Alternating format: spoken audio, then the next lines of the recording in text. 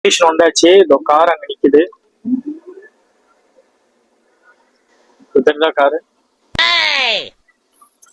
இப்போ அந்த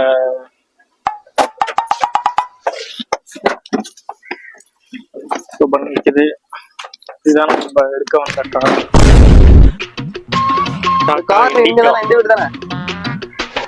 இண்டிகா. இது ஆள் இல்ல, பல வருஷமா நின்றதுனால 4 ஸ்டெப்னி எடுத்து வந்திருக்கோம். உங்களுக்கு தானே? அதான் அப்பா தான் எடுக்க வர சொல்லியிருந்தேன். கால் பண்ணுங்க அப்பாக்கு.